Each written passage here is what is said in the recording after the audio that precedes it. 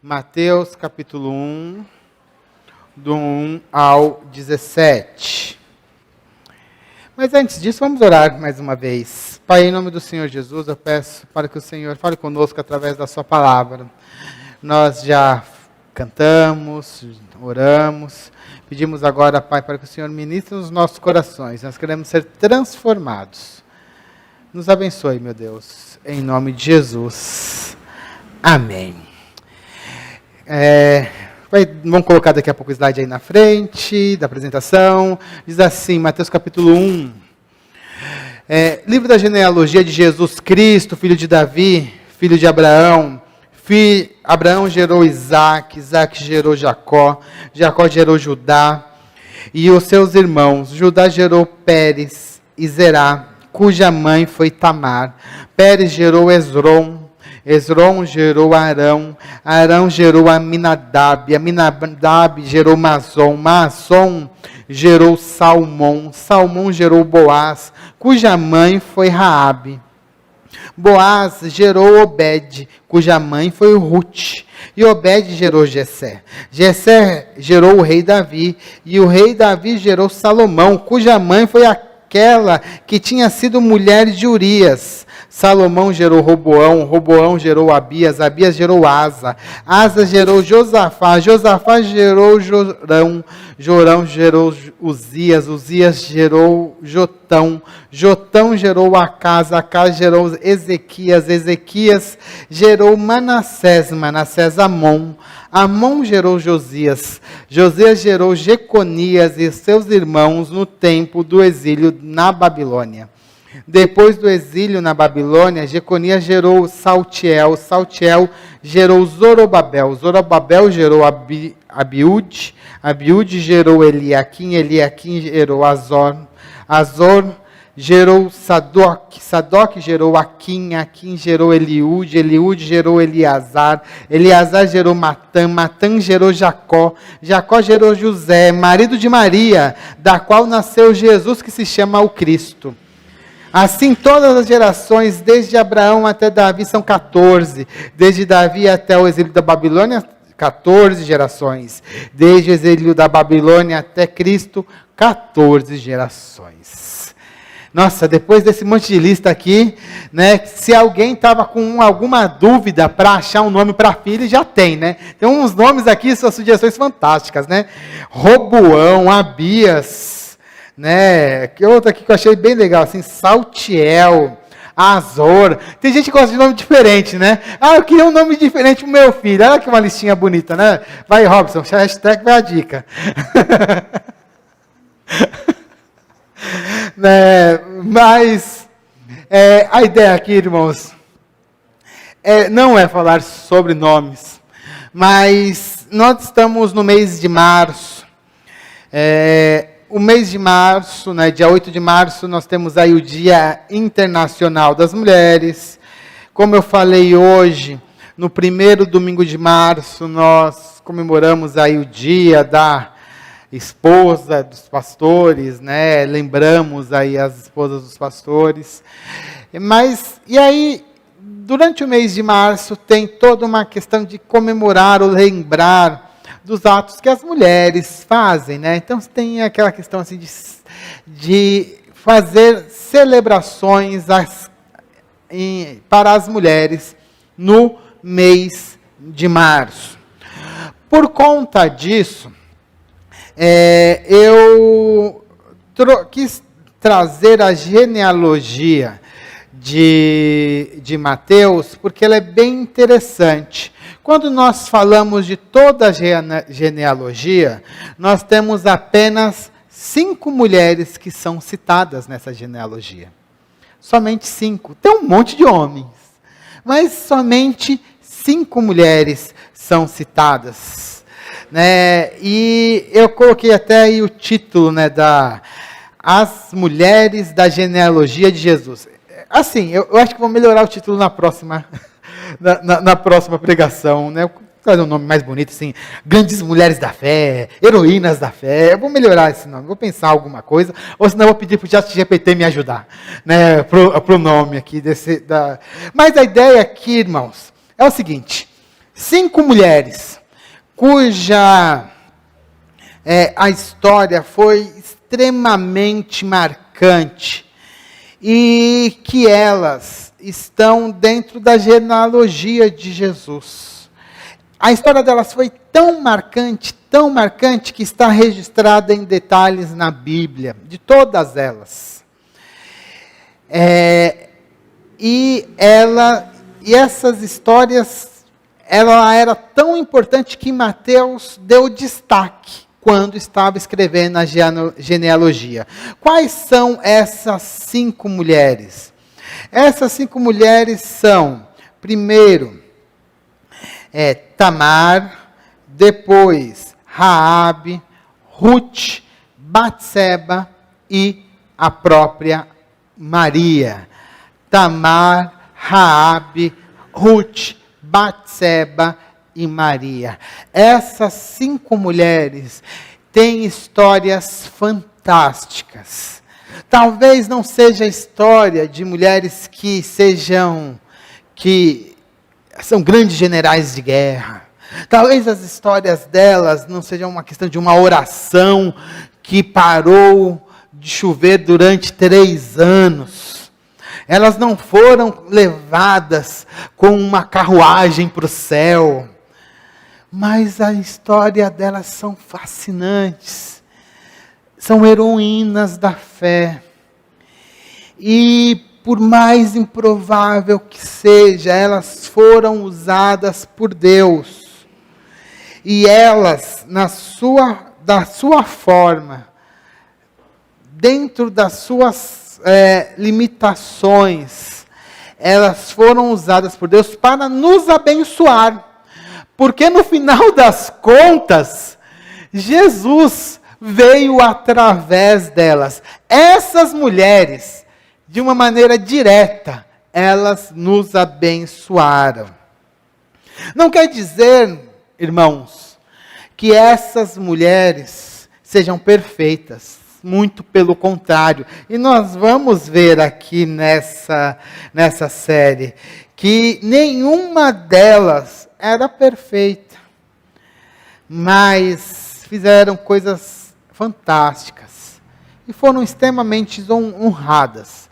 E as histórias delas são inspiradoras, todas elas, todas as 5, são histórias inspiradoras que vão nos tocar, né? E eu acredito que através dessas histórias elas vão transformar também a nossa visão a respeito de Deus e também transformar a nossa vida. Lembrando sempre, irmãos, que o grande herói da Bíblia é sempre Deus. Né? Deus é o herói da Bíblia. Né? Não existe outro herói. De capa a capa, Deus é o herói. E sendo Deus o herói, Ele usa pessoas improváveis para nos abençoar. E essas mulheres vão nos abençoar. São 5 pregações nesta série. Uma para cada uma destas mulheres. E hoje nós vamos começar falando de Tamar. Né? A história de Tamar, que está ali, né, descrita no capítulo 38 de Gênesis. Está ali nesse capítulo 38. Depois você pode ler ali com calma o capítulo 38. Mas antes de falar um pouco a respeito de Tamar, nós temos que fazer vários parênteses. Porque senão você vai olhar aquele texto que está ali no capítulo 38 de Gênesis e você vai falar, nossa, que coisa doida. O que essa mulher fez aqui? O que está acontecendo? Então eu tenho que dar para você alguns contextos aqui, algumas coisas, né? Algumas informações, para que a gente possa entender bem essa mensagem. E aí você vai entender claramente por que a Bíblia dá tanto destaque para o que aconteceu com Tamar. Primeira coisa que você tem que ter em mente é que essa história aconteceu há mais ou menos 3.500, 3.700 anos atrás. Não é uma história que aconteceu na década de 90, Não é uma história que aconteceu nos anos 2000. Então, nós estamos falando de uma sociedade de mais de 3.000 anos atrás. Então, a visão, os costumes, né, aquilo que era aceito naquela época, hoje não é mais aceito.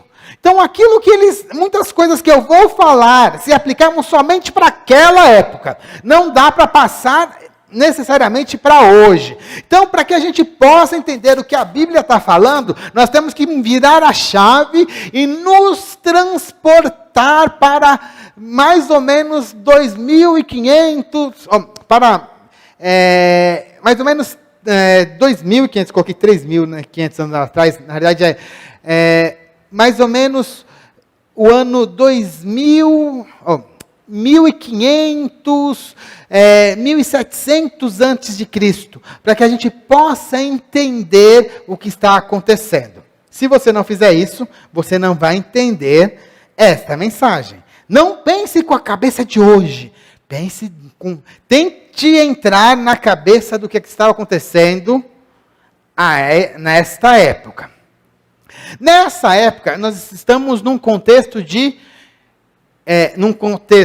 onde você está ali no deserto, lá em Canaã, né? Você tem muitos povos nômades, e também nós temos um contexto de poligamia.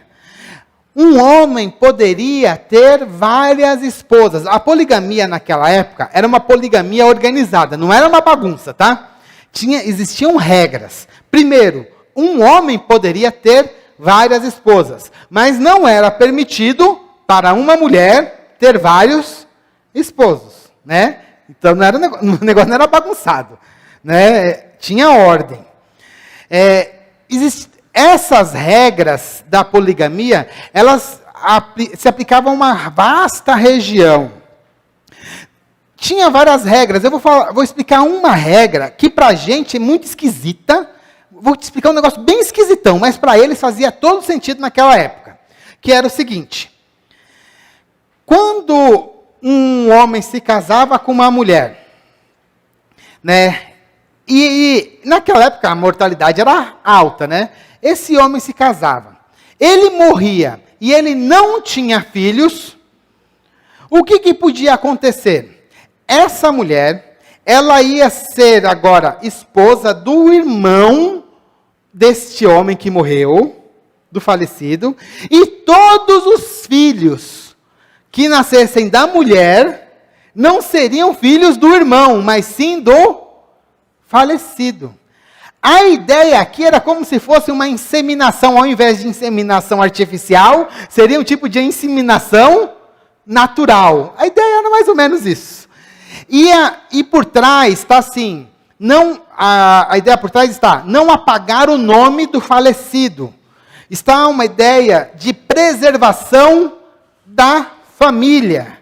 Preservação do nome do marido. Então, toda vez que o marido morria sem filho, o irmão tinha a obrigação de perpetuar o nome do irmão que foi falecido.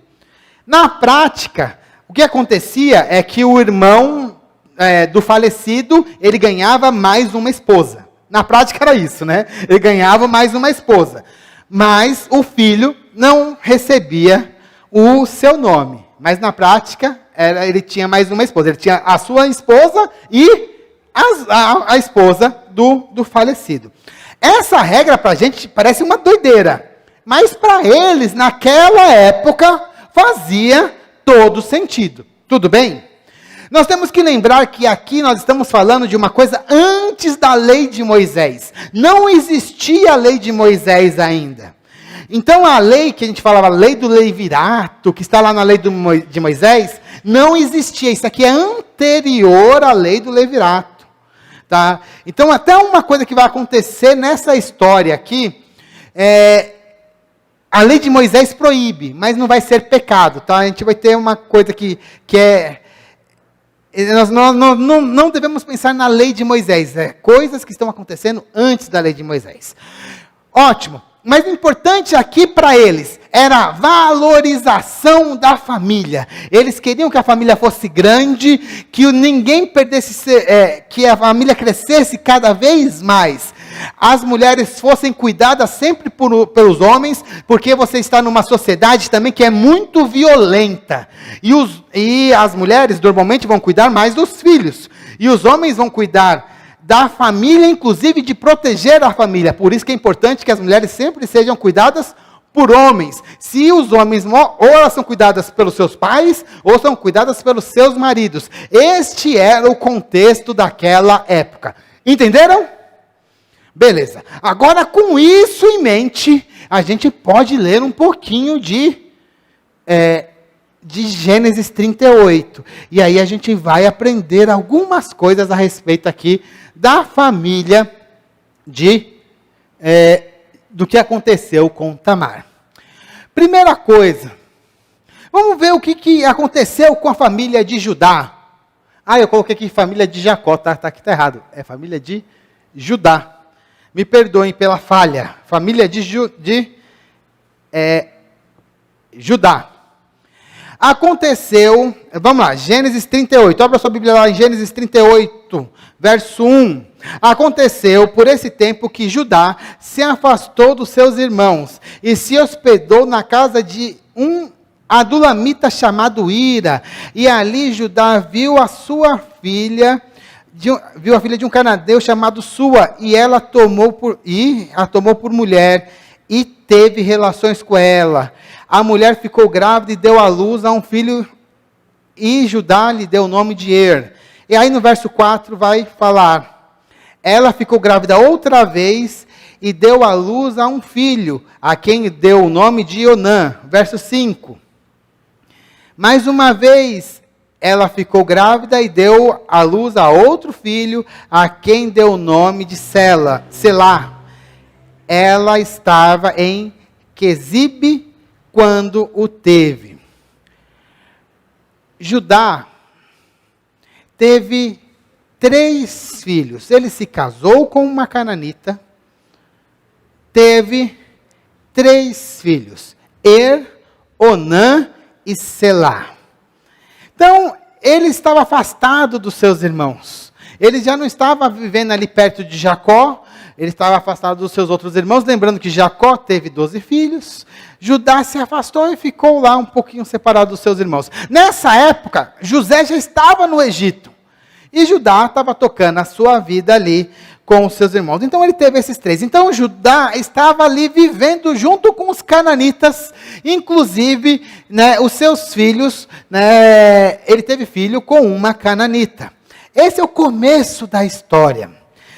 Como ele tinha 3 filhos, o mais velho, tomou uma mulher e se casou com uma mulher, o primogênito, que é o caso de Tamar.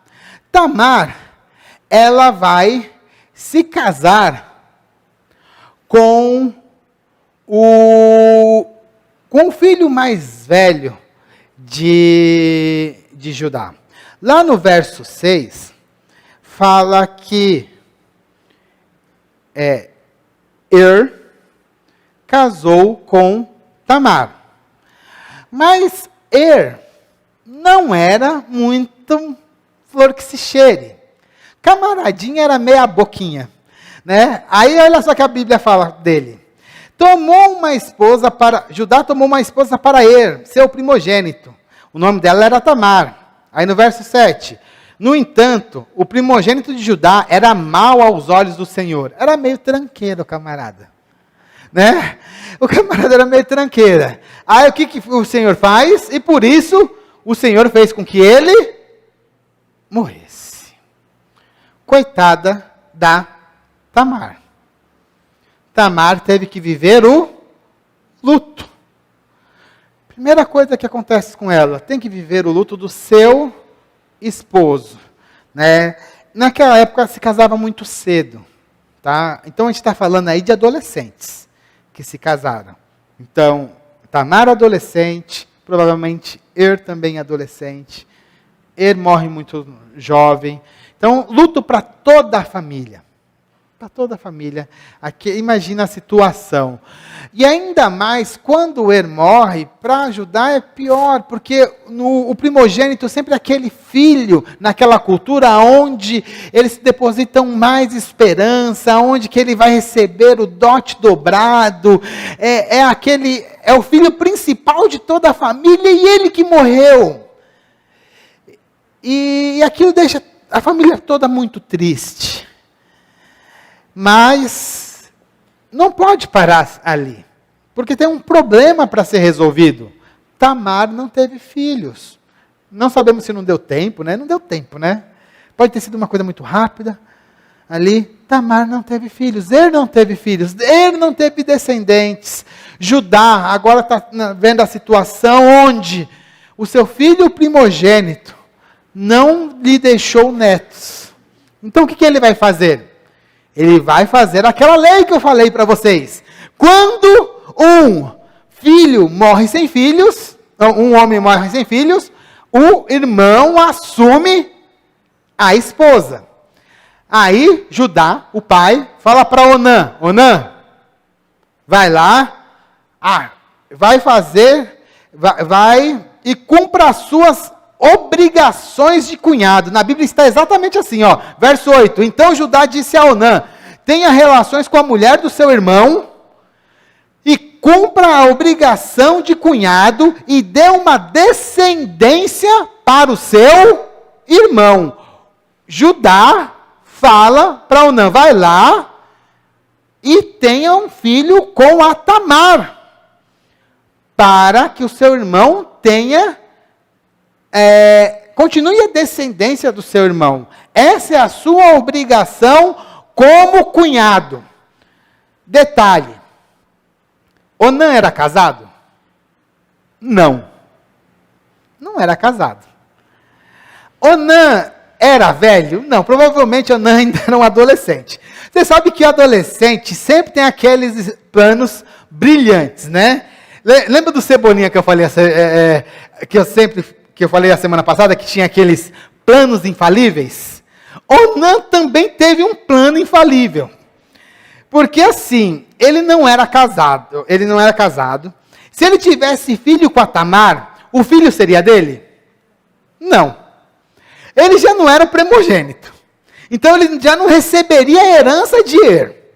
Né? Lembrando que Judá tinha lá tinha o seu gado, né? Tinha suas ovelhas, tal. Ele já não receberia a herança do Er. Ele se a Tamar tivesse filho, então tudo que era do Er iria para o filho da Tamar, certo? Então ele teve a ideia brilhante, né? Plano infalível. O que a Bíblia fala que ele começou a fazer? Eu esqueci de dar o disclaimer, tá? Esse episódio aqui é só para maiores de 18. Tá? Esse aqui é meio complicado que a Bíblia fala aqui. Tem umas partes da Bíblia que é meio... né? Então, recomenda-se discrição, tá? Então, para os ouvintes. O que acontece aqui? O Onã, ele vai até ter relações com a Tamar, mas o sêmen, ele vai sempre colocar para fora, para garantir que o seu irmão não tenha filhos. Olha que coisa louca. Ele não quis ter a sua obrigação. Ele não quis cumprir da sua obrigação. Não sabemos qual foi a sua motivação. Eu acho que estava muito ligado com a questão da herança. Mas é o que eu acho. Porque se a Tamar tivesse filho, toda a herança que era do Er iria para o filho da Tamar. Se ela não tivesse filhos, a herança do Er iria para quem? Para o Onã. Eu acho que a ideia do Onã era ficar com a herança do Judá. Mas a Bíblia não diz isso, tá? Mas assim, é só uma especulação. Mas de fato, a questão do Onã não querer dar descendência para o seu irmão foi considerado por Deus como um pecado grave. E o que aconteceu? Olha só. Lá no verso 9, de Gênesis 38. Mas Onã sabia que o filho não seria considerado seu. Por isso, todas as vezes que tinha relações com a mulher do seu irmão, deixava o sêmen cair na terra, para não dar descendência ao seu irmão. Isso, porém, que fazia era mal aos olhos do Senhor. E por isso fez com que também este morresse. O que aconteceu então com a Tamar? Pela segunda vez, ela se tornou viúva. Viúva pela segunda vez. Irmãos, nós estamos falando de um negócio há 3.500 anos atrás. Uma sociedade que também, tem muita questão assim de... tem preconceitos, tem um pouco de bullying, também tem uma questão de estigmas. Uma mulher que tem 2 maridos que morrem. O que o pessoal começou a achar? Que o problema era de quem? Da mulher. A Bíblia fala que o problema era da mulher? O problema era de quem? Dos 2 maridos. Ele era meio tranqueira. Onã era um sem vergonha, Era que queria dar uma enrolada no pai, Ele quis enrolar o pai, E não quis dar descendência para o irmão. Os 2 filhos de Judá não eram bons aos olhos do Senhor. Mas quem ficou com o estigma de ser uma mulher perigosa foi quem? A cuidada da Tamar. Então, além de ter sofrido 2 vezes o luto, ela ainda ficou estigmatizada como sendo uma mulher perigosa. Tanto que Judá ficou pensando o seguinte: olha, eu tenho um 3º filho. Eu não vou dar para essa mulher, não. Porque já morreu o primeiro. Já morreu o segundo. O 3º ainda era uma criança, era pequeno. Não estava na época de se casar. Lembrando que nessa época, se casava com 12, 13 anos, já mandava casar. Então era bem pequeno. Tá? Então era bem pequeno mesmo. Então não dava para casar ainda. Aí o que ele fala assim? Olha, Tamar, o meu filho aqui, o mais novo, Selá, é muito novo. Não dá para ele se casar com você, Então faz o seguinte, volta para tua casa, fica com seu pai. Quando o meu filho chegar na idade de casamento, eu te chamo de volta, E você se casa com meu filho, tudo bem? Tá bom. Aí ele mandou a Tamar de volta para a casa dela. E ela volta com roupas de viúva. Então tem toda uma vestimenta. Então ela volta lá para a casa do pai como uma viúva. Mas o Judá já pensa diferente, assim, Olha só. Verso 11. Olha só o que o Judá fala. Então Judá disse a Tamar: sua nora, continue viúva na casa de seu pai, até que, sei lá, meu filho cresça. Aí olha só o pensamento de Judá. Pois pensava assim: é para que não morra também este, como seus irmãos. A mulher foi injustiçada. Imagina só você, mulher, quando você não faz nada e as pessoas fora te apontam por algo que você não fez. Te acusam de pecados ou atitudes que não são culpa sua. É isso que está acontecendo com Tamar. Tamar, ela está sendo estigmatizada como sendo uma mulher perigosa, que quem for casar com aquela mulher vai morrer. Isso aconteceu com o seu sogro. E também, irmãos, nós temos que lembrar de outra coisa. Vocês acham que bullying só acontece hoje? Você acha que bullying não acontecia 3.000 anos atrás? Você acha que foi fácil para ela voltar para casa? Você acha que não faziam fofoquinha dela? Você acha que não falavam mal dela? Você acha que na hora que ela andava ali em meio à aldeia não apontavam o que estava acontecendo com ela? Então a Tamar, ela teve que viver com o luto e ainda com aquela situação de que estavam falando que ela era, o problema era ela. Eu acho até que talvez até mesmo ela estivesse se questionando, será que o problema não sou eu? Será que não fui eu que fiz alguma coisa errada? Talvez ela até tenha questionado a Deus, Deus, o que eu fiz de errado para que 2 dos meus maridos morressem? A situação de Tamar não era uma situação tranquila. A situação de Tamar era uma situação difícil. E lembrando que a gente está falando aqui de uma moça jovem. Não é de uma mulher mais experiente, sempre de uma mulher bem mais jovem. E os anos vão passando. O Selá era pequeno, o Selá cresce. E ela sabe fazer conta, né? Pô, passa 1 ano, passa 2, passa 3, passa 4. E o Judá não vem aqui me buscar de volta? Cadê? Eu preciso continuar. E isso é bem interessante. Tem um senso de justiça ali no coração de Tamar. Tamar, ela quer dar continuidade na descendência do próprio Judá. Ela quer honrar o seu marido, que é o Eu estou falando não sei como que fala. E como que ela pode fazer isso? Dando um filho para ele. Né, continuando a sua descendência. Mas isso não estava sendo possível ser feito, porque o Judá não estava vindo buscar, apesar do Selá já estar na idade de se casar. Ela sabia que ela estava sendo enrolada. Ela percebeu, estão me enrolando.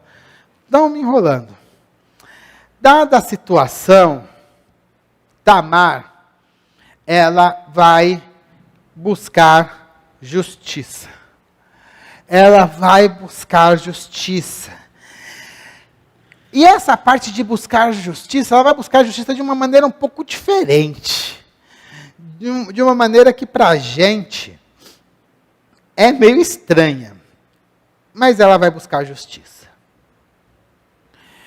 A Bíblia fala que algum tempo depois que aconteceu tudo isso, a mulher de Judá morreu. Judá teve o seu luto, né? Então Judá também estava numa situação ruim, né? 2 filhos morreram, mulher morreu, só ficou ele e o filho mais novo. Então também estava numa situação muito boa.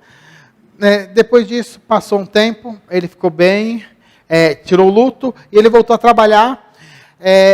Ele iria agora para uma outra cidade para tosquear ovelhas. Tamar ficou sabendo dessa situação. E aí ela teve uma ideia, olha, vou lá e vou me vestir de prostituta cultual para ter relações com o meu sogro. O negócio é estranho, né? É muito estranho isso aos nossos ouvidos. Mas lembra que a gente não está em 2000, nos anos 2000. A gente está em 1700 antes de Cristo. Outra cultura, outro pensamento, outra coisa. E ela faz exatamente isso. Ela, sabendo que Judá ia passar por uma estrada, ela tira suas roupas de luto, coloca umas roupas como se fosse de uma prostituta cultual, fica lá na estrada. Quando Judá passa, Judá vai querer ter relações com ela. Ela faz uma negociação. No final da negociação, ela fala o seguinte: olha, naquela época não tinha dinheiro, o pessoal não andava com dinheiro. Né? Ele fala assim: olha, eu vou te pagar com um cabrito, vou te mandar um cabrito. Ela fala assim: mas Como que eu vou saber que você vai me pagar? Deixa alguma coisa aqui para eu saber que você vai me pagar depois. Ah, mas o que eu posso deixar com você? Ah, deixa aí o seu cajado, o seu selo e também... são três coisas. Ó, o seu selo, o seu cordão e o seu cajado. O seu cinto e o seu cajado. O seu selo, o seu cordão e o seu cajado. Deixa comigo e depois que você trouxer o cabrito, tá tudo bem, eu te entrego de volta. Judá tem relações com ela e ela fica grávida. Judá volta para casa, vai para o seu trabalho, pega o cabrito e manda lá pagar a suposta prostituta. Ele acha alguém? Não. Tamar volta para casa, troca suas roupas e volta a ficar com as suas roupas de viúva. E fica ali, né? E ela fica grávida. Então, passa o primeiro mês, passa o segundo mês, passa o terceiro mês. O que acontece quando passa 3 meses de uma mulher grávida? Começa a crescer a barriga. Cresceu a barriga. A família da Tamar percebeu, está grávida. Começou o escândalo. Nossa, e foi aquele rebuliço, já queriam bater na Tamar. Não, mas como que você faz isso? Não é possível. Já falam para o pai da Tamar. E aquela bagunça. Não é possível. Como que você faz isso? O pai da Tamar manda falar lá com Judá. Judá, vem para cá porque a sua nora se prostituiu. Olha, se prostituiu. Ela está grávida. Vem cá ver que ela se prostituiu. Judá, né? Cheio lá da moral, sai da onde ele está, lá batendo os pés, viaja e vai lá ver o que está acontecendo. Né? Chega lá no povoado, onde está a Tamar? O que aconteceu? A Tamar, olha, Judá, vou ter que te contar um negócio. A Tamar está grávida. O quê? O quê? Não, fala de novo. Isso mesmo, está grávida. Bota para fora que nós vamos tacar fogo nela. Judazinho bota fogo. É sério, ele queria botar fogo. Não era matar, era queimar a Tamar. Viva, era assim, botar na fogueira. Tipo Inquisição. Era isso que ele queria fazer com a Tamar. Traz para fora que nós vamos queimar. Olha só para vocês terem uma ideia. Eu vou ler esse texto porque esse texto aqui é importante para vocês verem. Tá lá no verso 24. Diz assim, ó. Passados quase 3 meses, foram dizer a Judá, a sua nora Tamar se prostituiu, pois está grávida. Ao que Judá respondeu, tragam-a para fora, para que seja queimada. Vamos botar fogo nessa menina. Não é só matar, tem que matar de uma forma que ela sinta muita e muita dor. Agora imagina só a situação dela ser arrastada de dentro da tenda ou da casa dela para fora. Você acha que vão arrastar ela com todo carinho, né? Não, vem aqui, meu amor. Imagina a situação da Tamar naquela confusão toda, sendo colocada para fora à força, e o povo lá fora, já todo mundo sedento de sangue, querendo matar a Tamar por conta de tudo aquilo.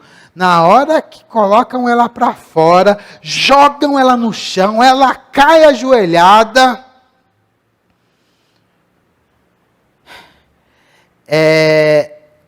Ela diz assim, né, tá lá, ela fala assim, ó, manda dizer para o meu sogro o seguinte, que o homem que é pai dessa criança que eu estou aqui, ele é dono dessas 3 coisas, dessa corda, desse selo e desse bordão. pergunta para ele ver se ele conhece. Na hora que vão lá, pegam aquilo, Judá, aqui ó, esse aqui é o pai da criança, você conhece? Ele é o dono disso aqui, é o pai da criança, você conhece? Aí Judá, tava baixão, né? Judá tava machão. Na hora que ele olha assim, né? O quê? Calma aí. Não, mas deixa eu ver de novo, calma aí.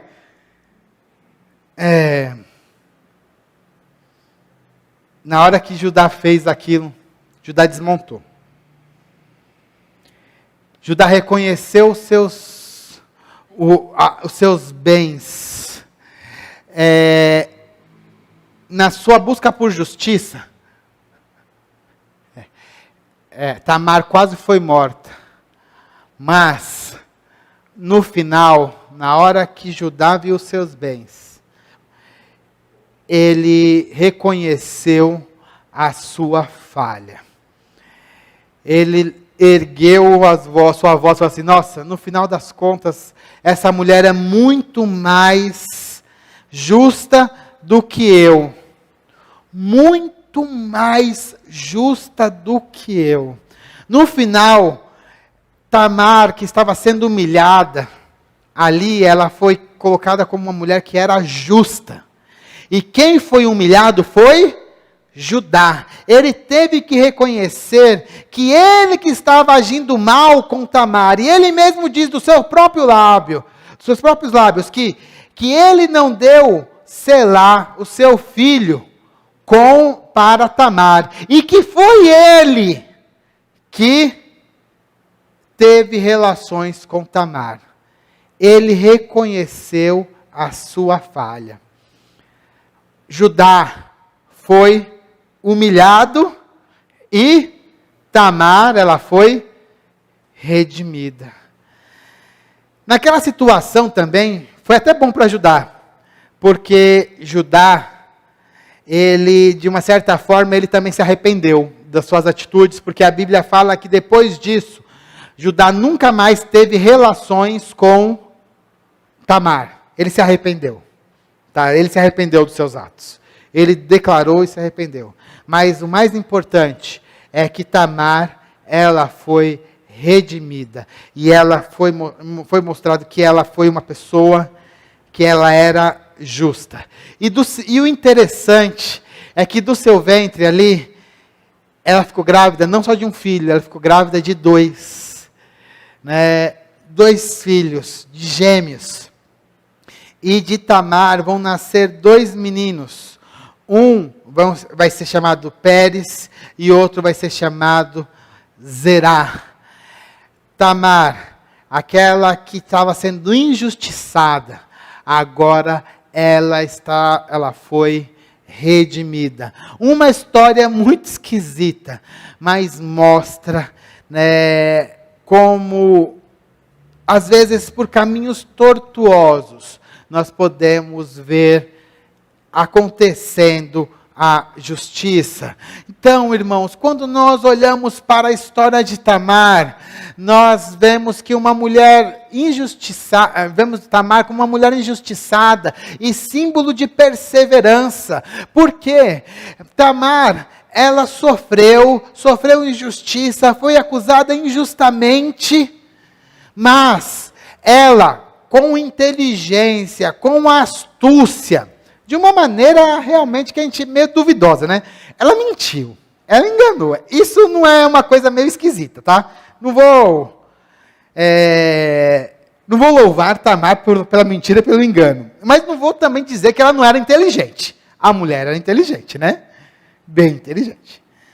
Ela teve uma sacada muito, assim,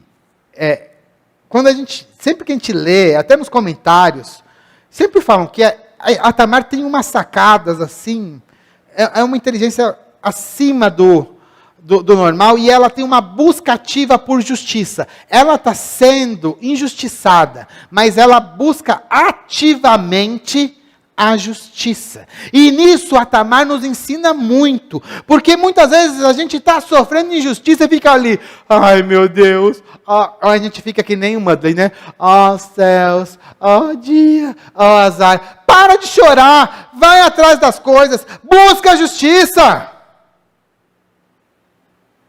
Nós temos que às vezes agir. Tamar, ao invés de ficar chorando, ela foi lá e buscou, ela tentou agir. Tudo bem que o jeito que ela fez foi esquisito. Tá certo, não faça igualzinho a Tamar, que a Tamar foi meio estranho. Não fica mentindo, enganando, não é bom fazer isso. Mas buscar a justiça é importante. Ficar somente chorando, se lamuriando, às vezes não resolve nada. Você tem que buscar a justiça, agir.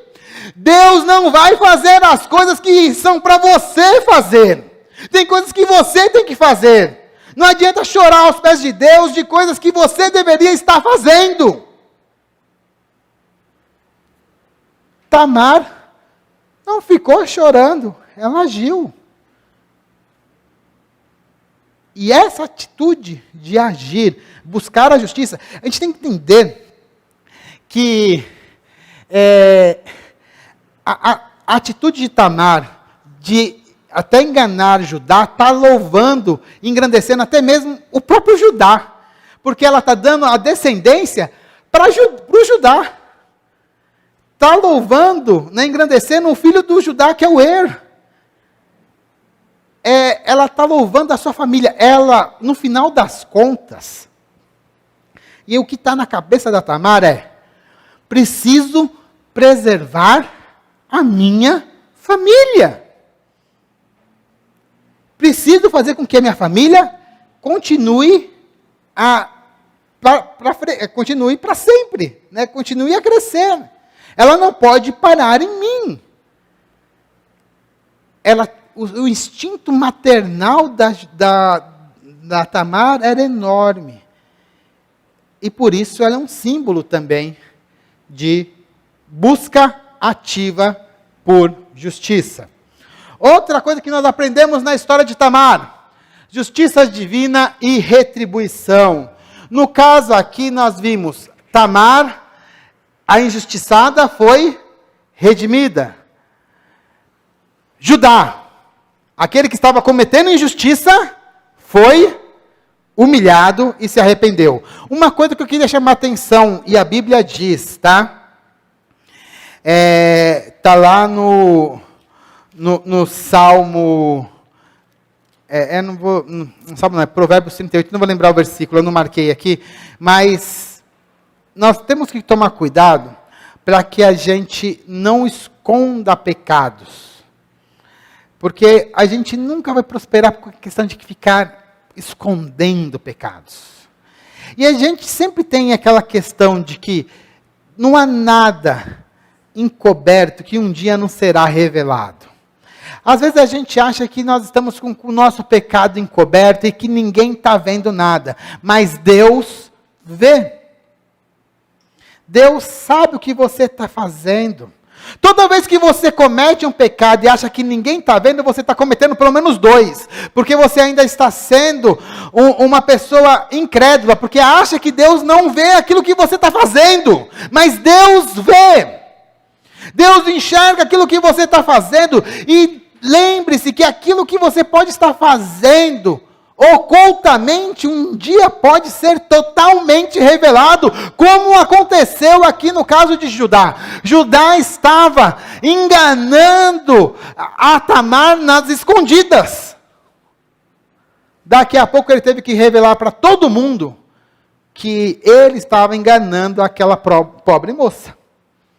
E o errado era ele, e aquela moça era a justa na história.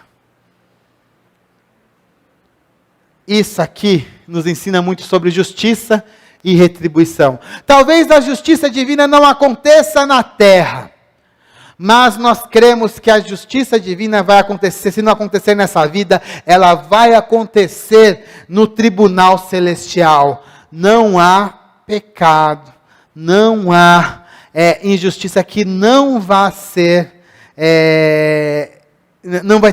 que não vai ter o devido tratamento lá na eternidade. Creiam nisso. O nosso Deus, Ele é justo. Ele não compactua com a injustiça.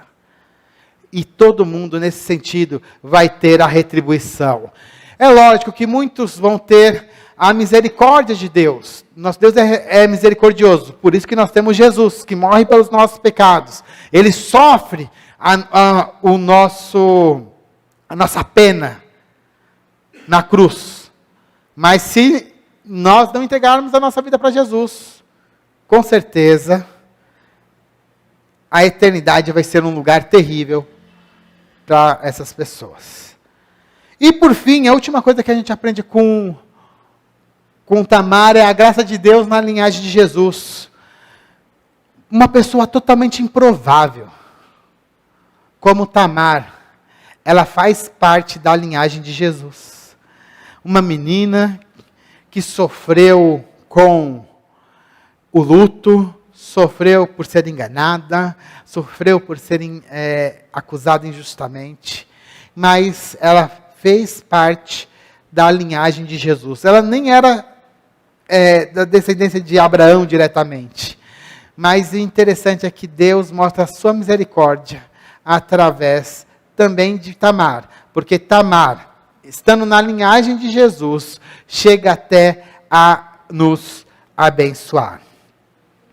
Quero concluir essa mensagem, irmãos. Tamar é uma mulher que, mesmo em meio a circunstâncias adversas, demonstra determinação, inteligência e coragem para proteger sua dignidade e garantir a continuidade da sua família, a qual se torna parte fundamental da ancestralidade do rei Davi e, por consequência, da linhagem messiânica.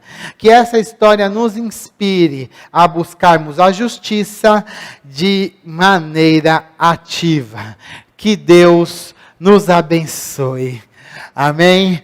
Tamar, a injustiçada e a redimida. Que Deus nos abençoe. Amém? Vamos nos levantar e vamos orar? Pai, em nome do Senhor Jesus, eu quero te louvar, Pai, por essa palavra de hoje, por essa ministração que nos traz um desafio, Pai, de buscarmos a justiça de uma maneira ativa. Pai, tire de nós toda preguiça, todo medo, todo sentimento de derrota. Mas agora nos ajude, Pai, para que nós possamos buscar a justiça de uma maneira ativa. Que nós possamos nos mover, que nós possamos buscar aquilo que é certo, Pai. O Senhor, Pai, já nos indica a direção. Pai, em nome do Senhor Jesus, que nós possamos nos inspirar através da história de Tamar. Que mesmo sofrendo tristezas, lutos, adversidades terríveis, foi redimida no final. E a sua história, que é uma história que nos inspira até hoje, possa nos ajudar a vivermos nesse mundo que é difícil, mas que nós possamos agora, Pai, ter coragem de encarar as adversidades. Pai, nos ajude, Senhor, a vivermos, Pai, de uma maneira correta e que nós possamos, Pai, encarar esses desafios. O Senhor sabe quais são, nos ajude, Pai. Essa é a nossa oração em nome do Senhor Jesus. Amém e amém.